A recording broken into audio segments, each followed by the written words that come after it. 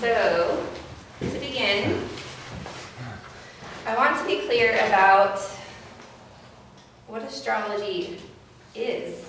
Like why it even feels like anything important. First of all, imagine that you're experiencing the springtime for the very first time. You've been in a bubble and you're an adult now, so you can experience things, you can understand them, but this is your first spring, right? And you see all of these seemingly dead things suddenly bursting into life, right? All these plants are bursting out of the ground, the trees are turning green, all this life is happening, eggs are being hatched, like it's an incredible time. And it's such an incredible phenomenon, you're gonna try and find something that will explain why this is happening.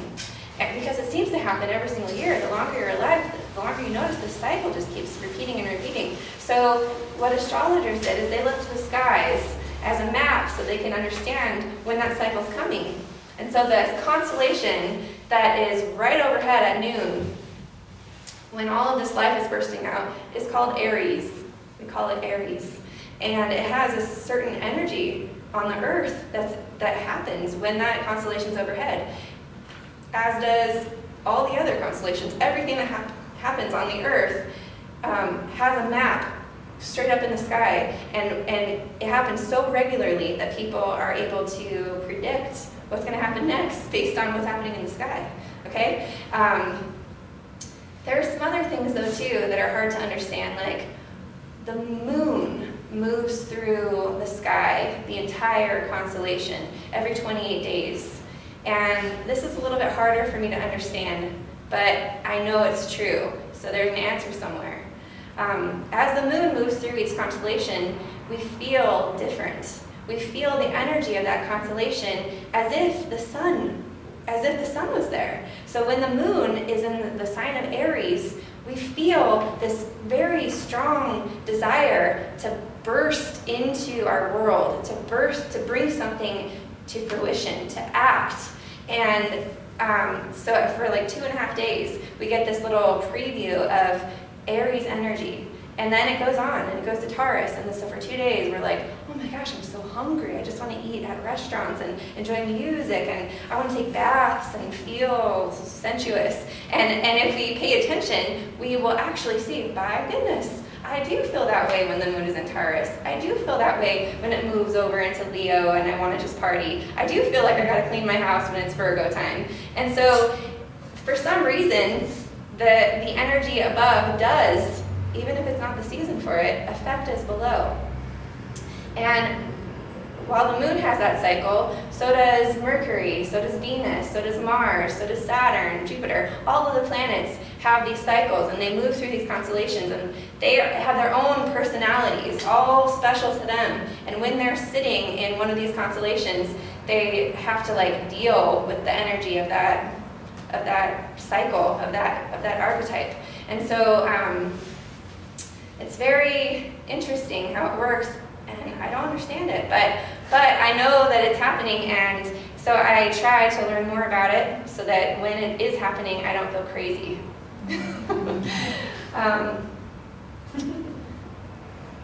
To begin to understand the archetypes and the characters, though, we need to go all the way down to the base, which is the 4 elements. Life is made up of 4 elements, and if any one of those elements is missing, there's no life. And so we're going to go through the basics, fire, earth, air, and water today, and we're going to understand them so well that we'll be able to start feeling like they have characters. And when we feel their characters, we'll be able to let them tell stories to us. Okay? So the first one's fire. So the first thing I want you to do is just close your eyes and feel something that represents fire to you.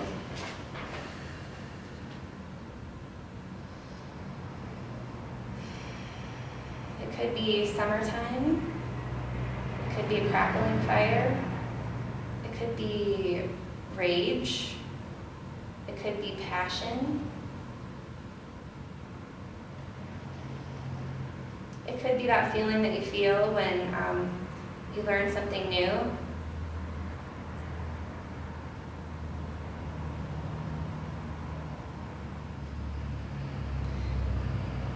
And as you're feeling this fire, think of all the other things that are associated with it. What are the activities around fire? Maybe it's camping. Maybe it's cooking. Maybe it's arguing. Fire must consume something in order for it to exist. It's the only element that doesn't exist all by itself. It has to have some kind of fuel. It has to be created.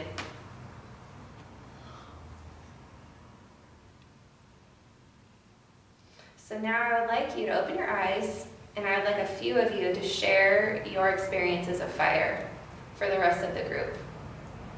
Fire is that desire, it's that longing to do something. It's the excitement that goes along with it, the adventure, knowing that you're going to be doing something that's adventurous. It's the passion that you have for whatever it is that you like, whether it be cooking or cleaning or sex or whatever that you like. It's that passion that draws you to it. It's that, it's an overly strong emotion that pulls you forward. Sorry, not too much. Yeah, no, it's things like that. That's what it's the wands. It's the springtime. It's when that new growth comes out, and that new growth has to. It's the excitement of seeing the flowers bloom. It's the excitement of seeing your grandchildren do something. That's what it is. I just saw this rock, and it's like a red rock.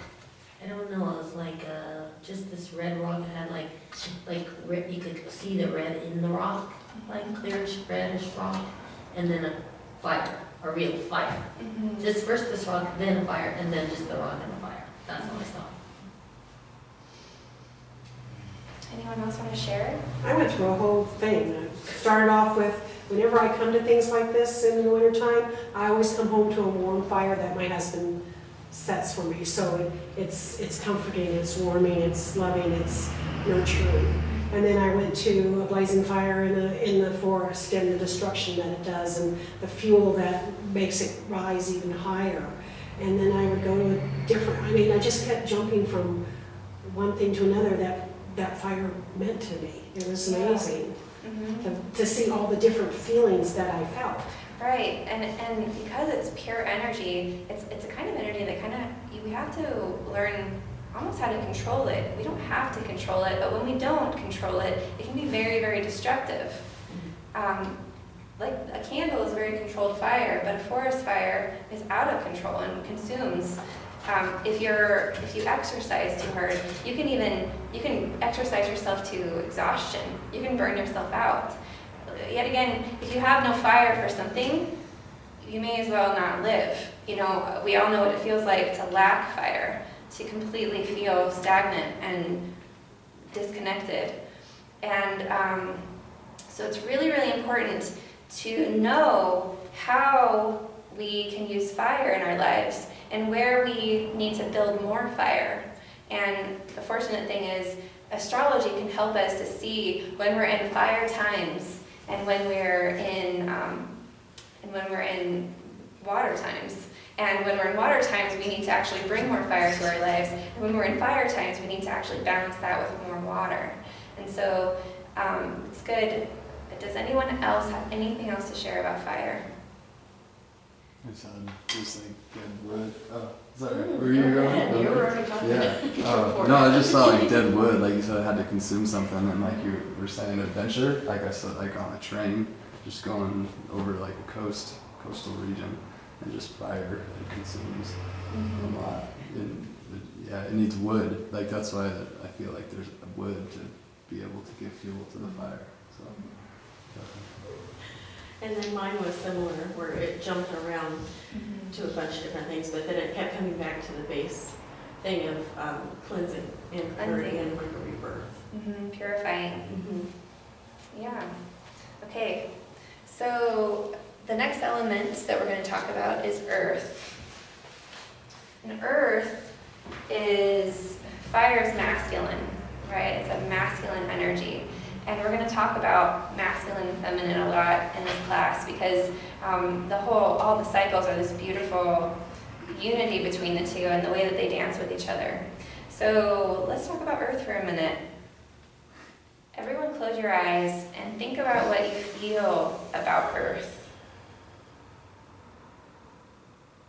The solidity of it, the heaviness of it, the temperature of Earth. How it grows,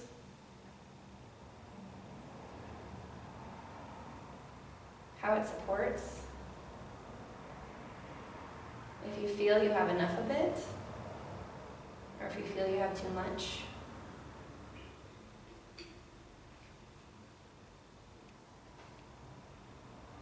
When you think about your body, in the idea that your body is Earth, how does that make you feel?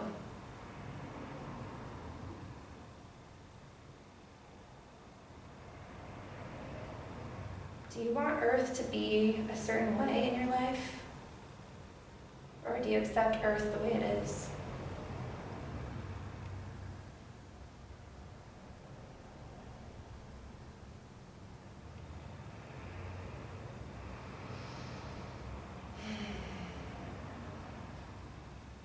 So now that you've got some feelings about Earth, we're going to talk a little bit about the principles, the symbolism of Earth. Earth is anything that can literally be touched. It is the tangible. It is what we manifest. It is what we can manipulate. It's a feminine. It is the vessel. Earth, without Earth, spirit would have no place to go. Spirit would be infinite and expanding, and it would have no shape. Earth brings a container for all spirit to enter into, and every single piece of Earth has spirit inside of it, or else it wouldn't exist. Because both are necessary. Earth is very grounding, obviously, and it's also very necessary for getting things done. If you want to see something actually happen in the world, Earth has to make it happen. Fire moves it, and the other elements help to facilitate it, but the Earth is the actual manifestation of everything that you want to do. It's the car that gets you to where you want to go. And I feel like, for me, Earth was, even though it's the most obvious element, it was kind of the hardest one for me to accept. I feel like for a lot of us, and that I'm encountering when I do astrology readings, being in touch with the Earth and really accepting the Earth and loving the Earth exactly the way it is kind of difficult for a lot of people. I feel like, especially lately, all these spirits, all these souls are feeling like they want to check out a little bit. They want to kind of distract themselves from what's happening here. And so I would like you for a moment to go inside and ask yourself how connected you feel with the Earth. How connected do you feel with the beauty of the Earth? How do you feel about food and consuming the Earth? How do you feel about when things on the Earth aren't working out for you? And so go ahead and go into that place and feel your relationship in that way.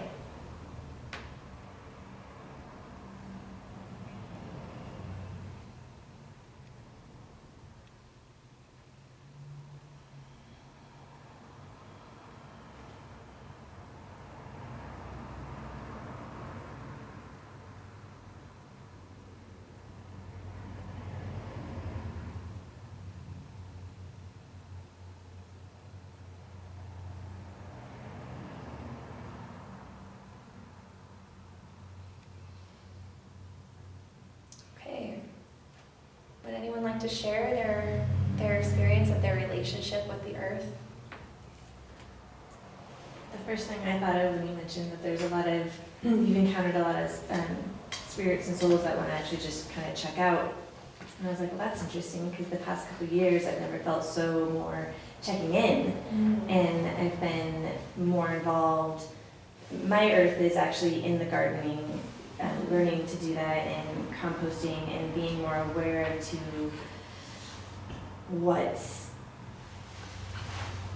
happening and the process, and like seeing, you know, seedlings be born all the way to trying to save it when it's dying, and realizing, but that's only helping my rebirth for the next seedling to come. So it's kind of like, that's been my adventure like the last couple of years, and it's just been, so it was interesting that I was on the flip side of kind of what you've been encountering. And maybe So in the that's- past you weren't so connected, but in the last 2 years you've really connected. Yeah, and but in that, being more aware too, just kind of what else is happening, and it's a little saddening, just kind of seeing the destruction of it, of such a beautiful place. I feel like we're like running out of space. That scares me. But yeah, so that's all.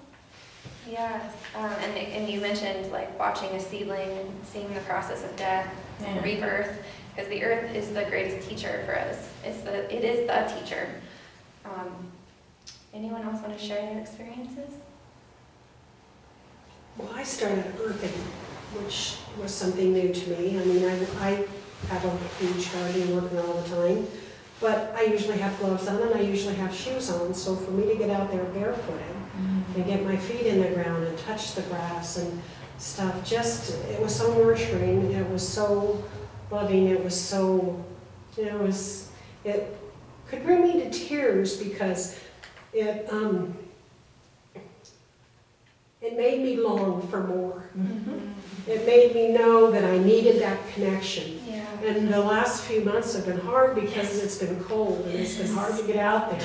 And I'm starving for it. So I got my grounding things and I'm wearing it and I'm sleeping on it. And so the other day it was warm and I got my shoes off and I went out there and I sat and I got and I told you that I was sorry that I missed it. You know, that I'm sorry I didn't get out here when the snow was on the ground and it was freezing. And I missed it, and thank you for waiting for me. I do that too. I find that by being out in nature and stuff, like the summer, we spent a long time gone, and I found that being in nature, you realize all the other things in life aren't important, and you start to really slow down. And when you slow down, you go inward. And I notice that the more I stay outside, the more inward I go. And Earth provides that stability. It provides the foundation for everything. It provides that, it feels right. It feels home. Even though it's not a house that you're living in, it feels like home. And the more you're out there, the more you become in tune with it. Absolutely. And one of the things that what I was seeing is, Earth to me is my home, it's my playground. And the words that were coming into my head were nurturing, loving, abundance, beauty, energizing. And those are the things that, we both Earth. And it's where I feel the most peace, and that's what I kept hearing throughout: energizing, peace, love, beauty, and connecting to it, which I think we've all just said. Yeah. One more thing about Earth too is that Earth helps you realize the changes of yourself, the life cycle of, as you watch the different seasons come up, like you had said, it really has an effect, and it does have that effect on your body. As winter comes, you kind of slow down and you kind of, go more inward. Whereas when spring comes, you want to get out and you want to express yourself more and stuff. So it does pull you inward. It does make you complete that whole cycle around, the cycle of life, from beginning to death. And the earth is endlessly receptive. It allows things to happen to it. It allows storms. It allows the cycles. It allows destruction. It's completely receptive. It has no judgment. Even with all of the destruction that is happening to it, the earth is like, and Last us to look at a question, and it was about how do we feel about when things aren't going our way in the earth. Say that question again. Do you remember what you said? I think the question felt like, how do you feel, how's your relationship with the earth when things seem to not be going your way on the earth plane? What happened was when I looked at the earth feeling, and I didn't care about anything that's going really. It neutralized. It neutralized it. Yeah, which is good. We've been working on that. What did you do?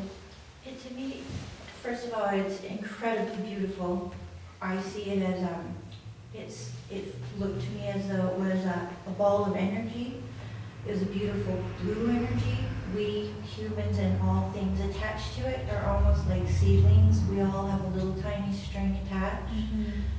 It's a reciprocal relationship. The earth is giving us energy, we're giving energy back. Yeah.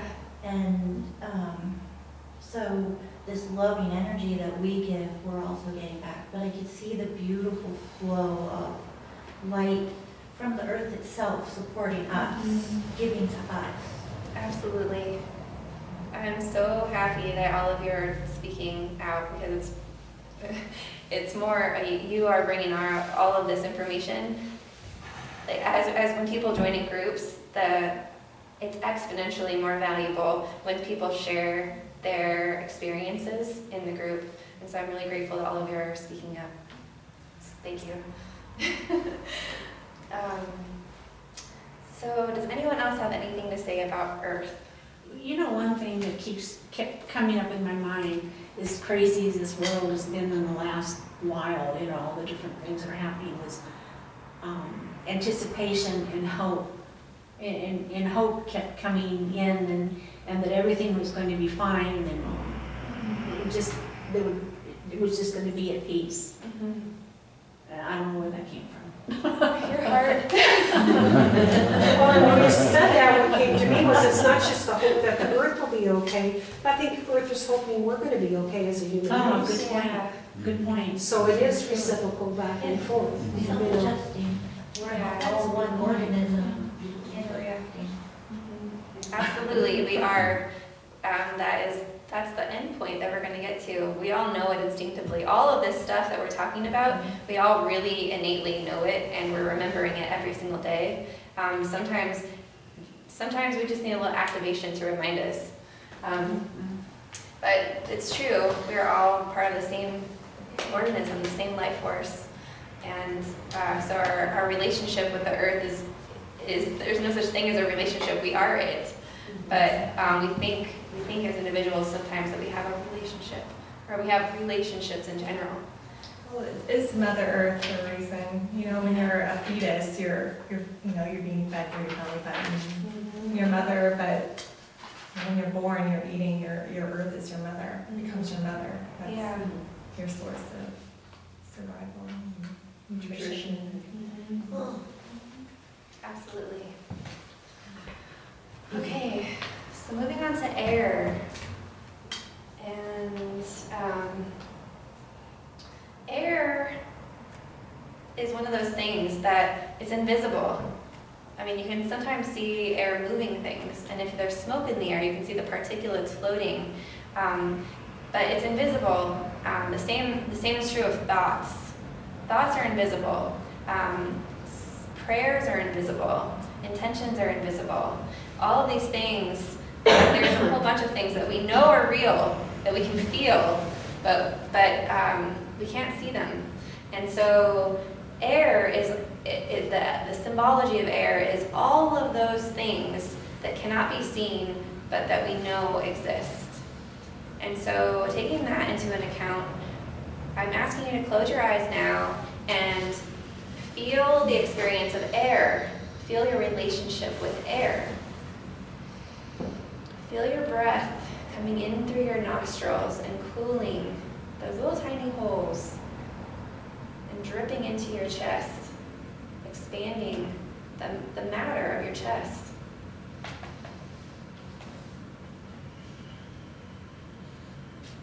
And feel how your body transforms that air. Pay attention to the thoughts that are moving through your head right now. The sounds.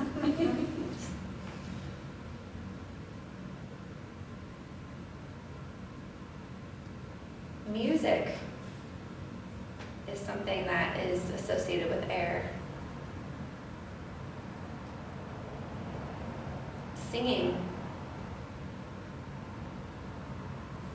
The internet, believe it or not, is considered an air element. Technology, information, words.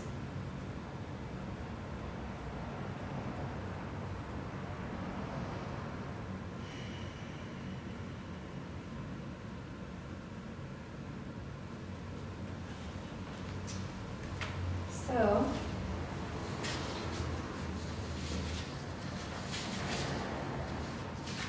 the air element is also associated with the east, is associated with light, is associated with the morning. It's associated with even new inspiration. It's the inspiration before you get passionate about it.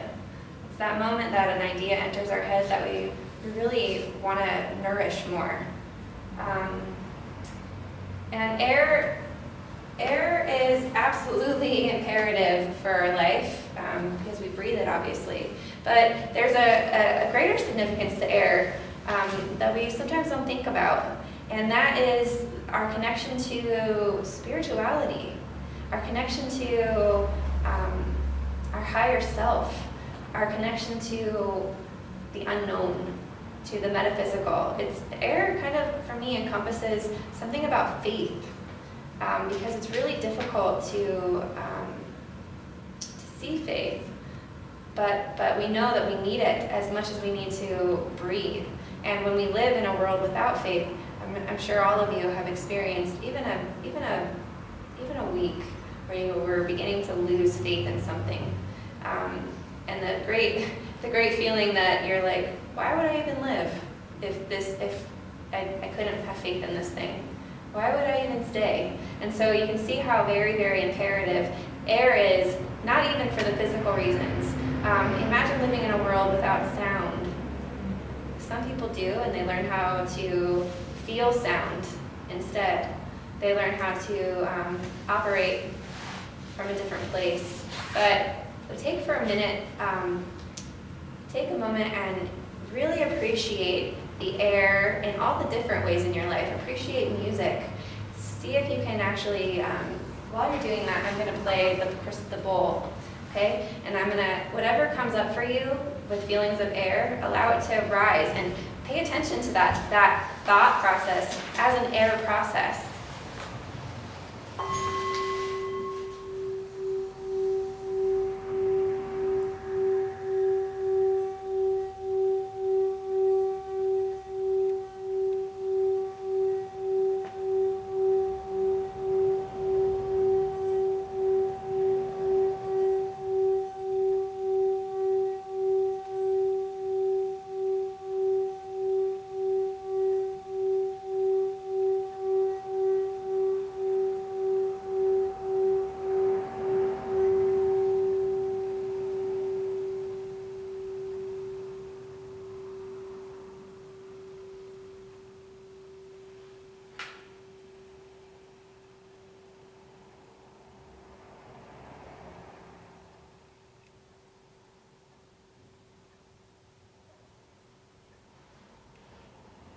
Go ahead and take a deep breath.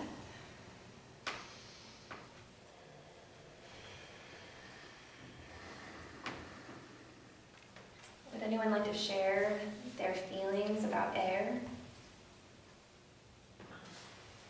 It's completely different from the other elements because it was weird. Like, I was just sitting there thinking just now that, well, if I have only air, I will exist long enough to totally transform and pass on, like, out of this lifetime to know that I'm totally perfectly perfect. Like, it's not gonna, there'll be no stress, there'll be no nothing,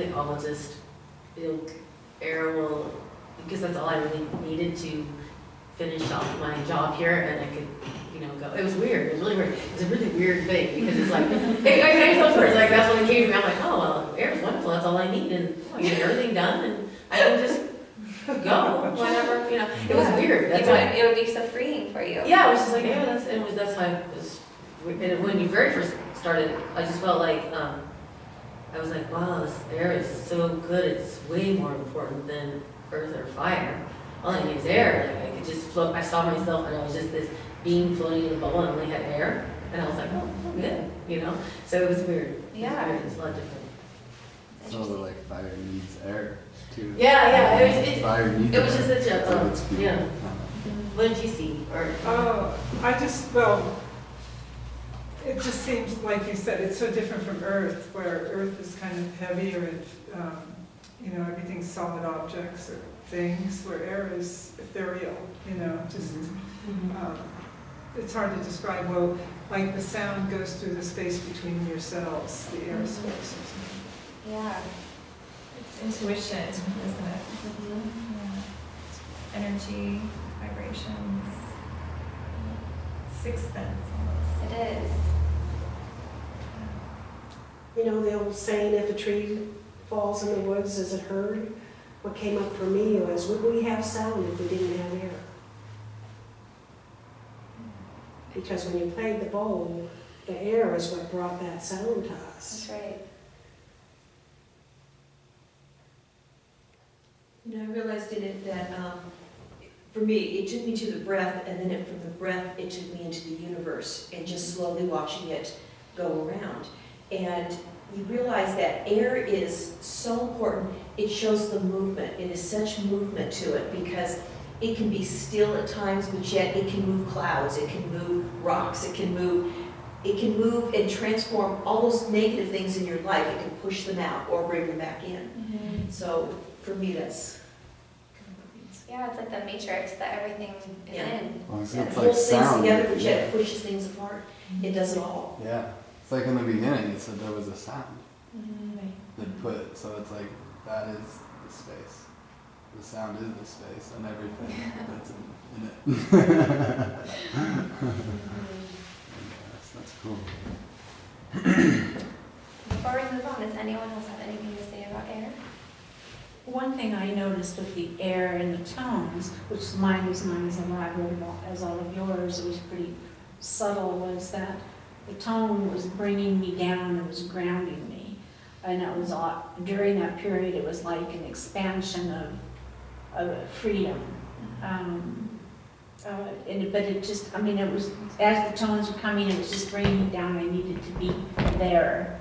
But the expansion, the freedom, the flowing is what I was getting from it. Nothing really. It's beautifully said, though. It's beautifully said. Yeah, the sound makes such a difference. Yeah. It's doing that. And see, for me, it lifted me up, like Yes, it did for yeah, you. that's true. Yeah, It just went, because it it definitely like lifts you. Yeah, because at the beginning, I like saw some wind at the beach and whatever. Then when you did that sound, I was like in that ball, right, the bubble thing. Just, Yeah. You know, it was like, ooh, I don't know. It didn't need anything else. So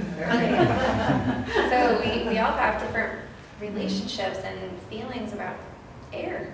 I mean, it's such a simple thing, but the air is so complex, and it's sometimes overlooked, the complexity of it. We sometimes take it for granted. It's just there. We take it for, it's, I think, one of the most taken for granted elements, yet so important. And maybe your favorite. I mean, if we don't have air. I mean, all of us sit here for a while without water.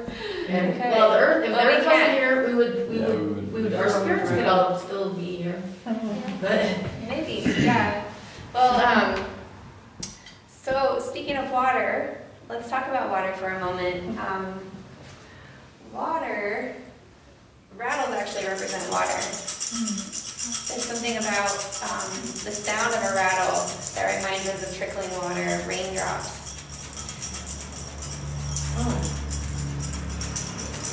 And if you take a moment just to get a first impression of how you feel about water now.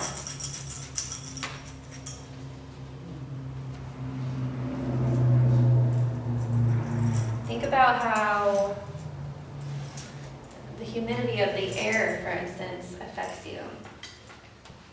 think about a marshland when you combine water with earth. Think about a desert that's completely void of water, that's parched. And think about a freezing cold lake. Think about a hot shower. Perspiration. Chapped lip. Our bodies are almost completely water. Almost completely water. And our bodies have this amazing system of flow. Nothing is still in our bodies. Even our bones are flowing to a certain extent and changing and shifting. And water is symbolic of this flow, but specifically how we feel about this flow.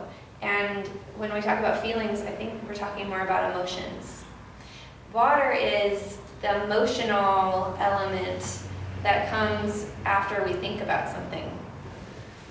Water is the step between receiving the inspiration and actually going out and doing something. Water, let's say you have an inspiration to go make a sandwich and you're very hungry, and so that sounds really good to you. So you, I think I'm gonna make a sandwich, and then you start feeling what it's gonna be like when you make that sandwich, and your mouth starts to water, and your organs start to move, and you feel like, and it creates this desire. The emotion itself can be desire, but there's something else that happens before the desire drives you to actually walk over there and make the sandwich. And there's a lot of things in our life that are like this. Emotion is a really interesting thing because emotion is absolutely vital for healthy relating, but it's one of the most suppressed things that we do in American society. We, as a massage therapist, I see a lot of knots and tension due to unexpressed emotion. And emotion, for some people, can be the most painful thing that they can feel.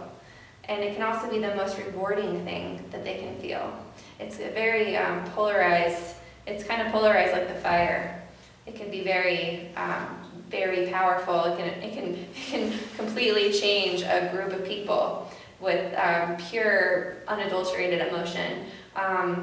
Or it can cause a person to completely go into shutdown if they've suppressed those emotions and be debilitated in pain and even die.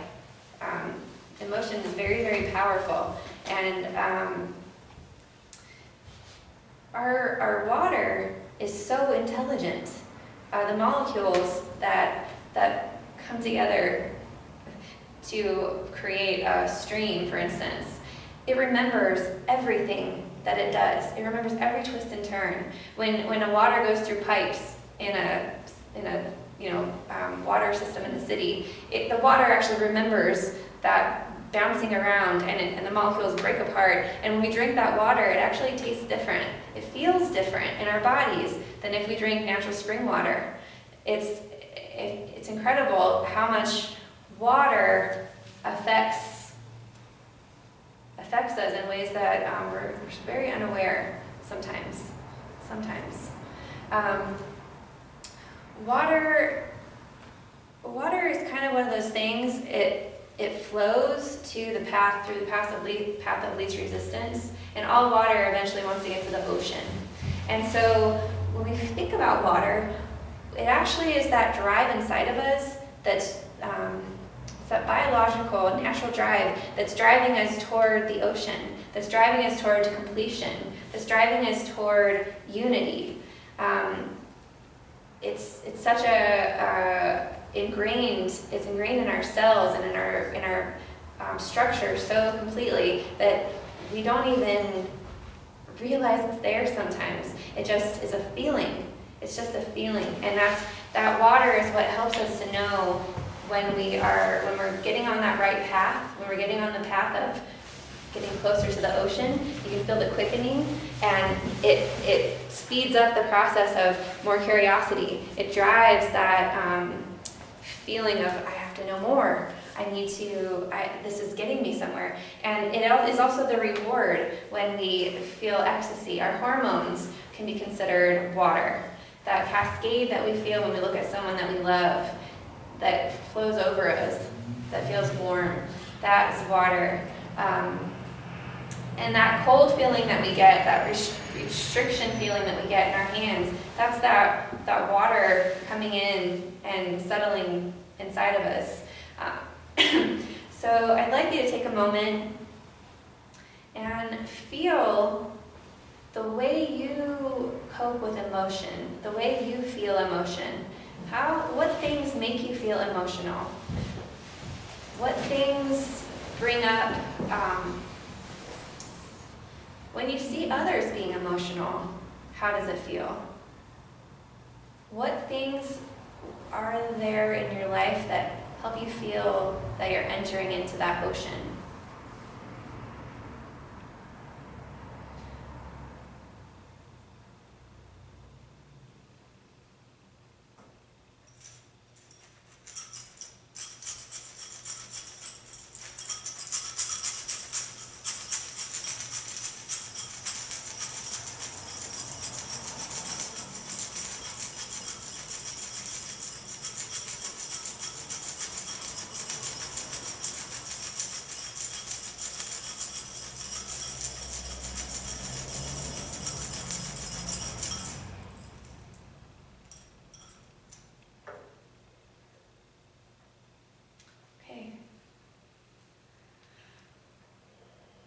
Let's go ahead and take a deep breath.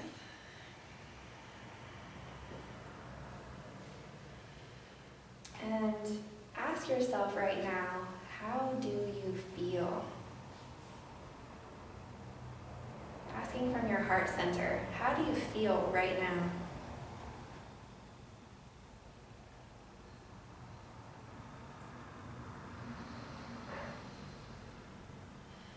What emotion do you feel?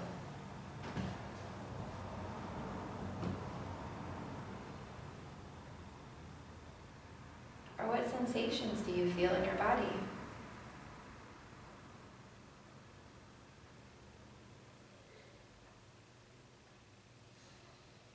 And if that feeling wanted you to know something right now, what would that be? Very first answer.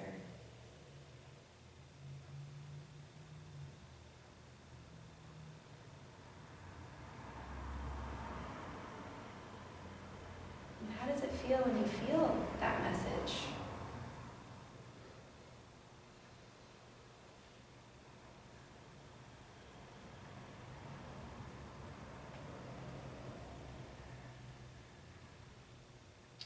Okay, go ahead and open your eyes. Does anyone want to share what that felt like? All I felt was calm. Every single one of the elements to me has brought me back to a sense of calm. The earth and gardening is calming. Water, touching it slowly, taking a hot shower is calming. The fire was me being calm at a campfire, camping at night, just staring at it, and then taking the deep breaths of air calms you. Mm-hmm. Like it just kind of, and that's it. Like, how does it feel to you to be calm? Great. Feels good, Right? right? And then to answer your question, my first thought from my heart was, this is where I'm supposed to be. And that felt good because I didn't want to because I was being lazy, didn't want to drive, and I just got to work, the whole shenanigans. But this is where I'm supposed to be. Perfect. Everywhere you are is exactly where you're supposed to be. It's like this perfect thing, right? Yeah. And when you feel that, you're able to feel the balance of those elements and the importance of each one, and the feeling of that brings you calm feelings. Mm-hmm. I mean, and most definitely, I'm sure, like, that's the experience tonight. Yeah. Given I know other nights, like, there'll be rage with fire, or there'll be, pissed off that my plants died, or whatever. Like, it will, yes, bring out other emotions, but as of now,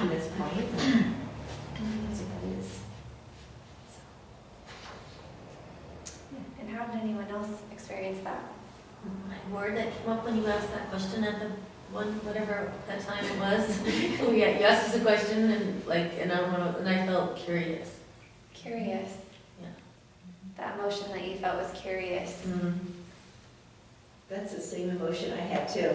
It was curiosity. It was the thing of there's so many possibilities and we're learning something new. Yeah, it was And- like, yeah. Yeah, for me it was the excitement of learning something. And Yeah, curious, like that, you know? Yeah. Anyone else? Although mine was completely different. Oh, good. It was weird. But it happened because you had done it one way and then you had asked the same questions again, but you had done that with the shake. And the first one, the same thing happened, but it was a totally different type of scenario. And then the second one, but either one I was confined, I was trapped. And one of them, it was like I was in this metal box and it had to do with the emotion. You know, do you release it? Do you allow it? No, I don't. So completely confined, trapped, locked in, huge lock. And then how did you feel when you break free? And it was just let go of everything and high and at peace. And then the other way was the exact same, except that it was like blankets weighted down with water and just getting suffocated and suffocated and suffocated. So it was a completely different one Yeah. from any of the other ones, because the other ones I always felt. This is something important for you to note. Yeah. So if any of these elements brought something up for you that's specific like that or different from the others, this is something that we are going to be paying attention to in the coming weeks.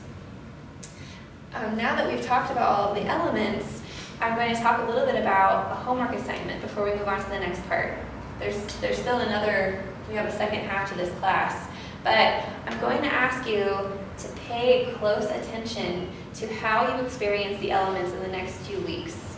You will have very specific, because you all committed to your higher selves to commit to this experience, your higher self is going to give you really beautiful, maybe challenging, maybe exciting, maybe boring experiences with all of these elements.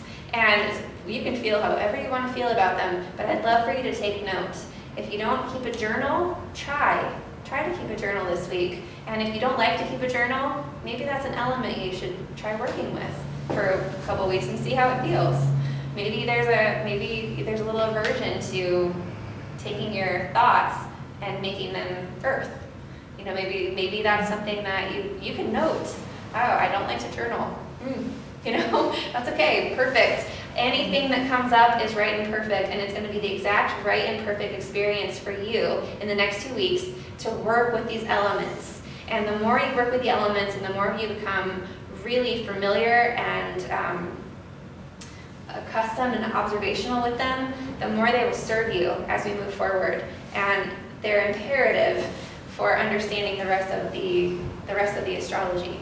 By the end of these 4 months, I know that you will not only understand your natal chart and the fundamental archetypes that we exist upon, but you'll also be able to maneuver through these cycles that we're all experiencing.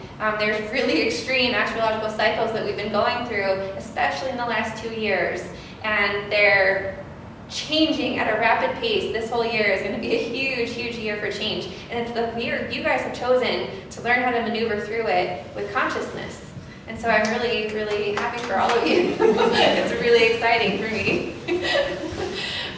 So keep a journal, keep note, keep your eyes open, and know that there are signs from your higher self coming to you every single day that will help you to understand these elements in a way that will blow your experiences that you had today out of the water, so to speak. Does anyone need to take a break before we go to the second half?